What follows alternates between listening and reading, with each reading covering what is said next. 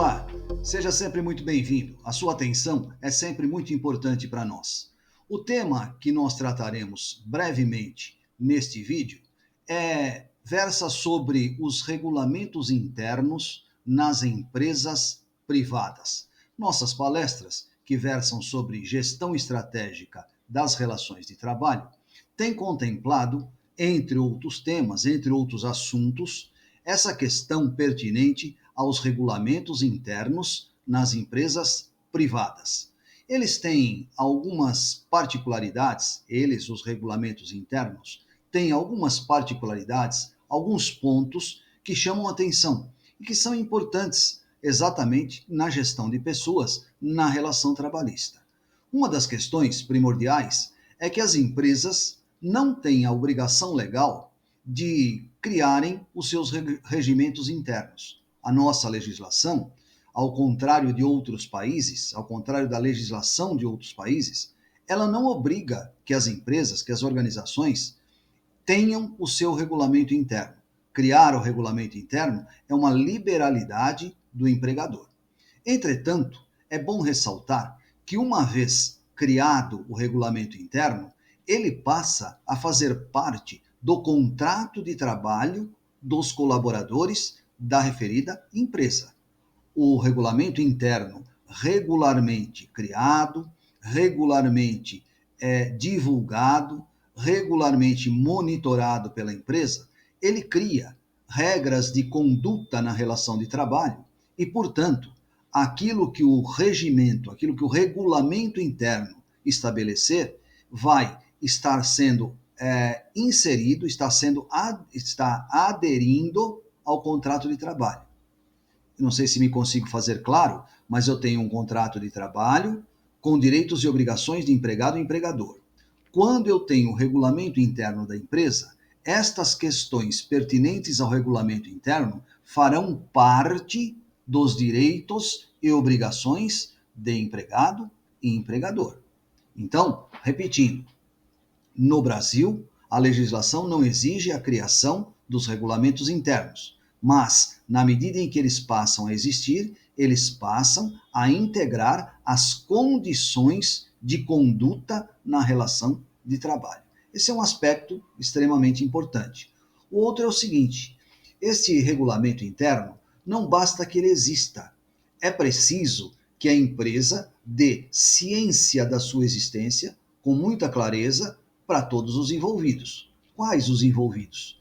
Para os gestores e para os subordinados desses gestores. Enfim, para todos aqueles que sejam colaboradores na área trabalhista com a empresa.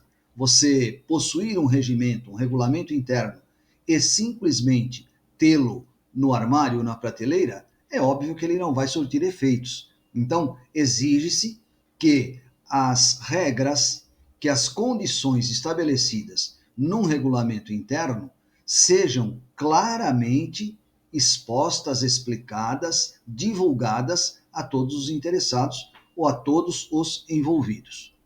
Um terceiro aspecto que vale a pena ser comentado em relação a dito documento, aos regulamentos internos, é o seguinte: as cláusulas contidas no regulamento interno, portanto, as diretrizes, as exigências contidas no regulamento interno, não podem contrariar a legislação, não podem contrariar aquilo que a lei estabelece para as relações trabalhistas, por uma questão óbvia. Se fosse possível isto acontecer, os regulamentos estariam sobrepondo a lei da maneira que bem entendesse as partes. E a lei, então, seria letra morta. E isto, então, não é aceitável, isto não é possível. Entenda que os regulamentos internos podem complementar questões de direitos e obrigações trabalhistas que a lei não estabelece. Ela pode aumentar, criar direitos e obrigações que não estejam pontualmente estabelecidos na lei. Entretanto, o regulamento interno não pode, não deve alterar ou contrariar as previsões legais. Num outro ponto a ser exaltado ou ao ser referido em relação aos tais regulamentos, é que, por vezes, ele pode ser criado de forma bilateral.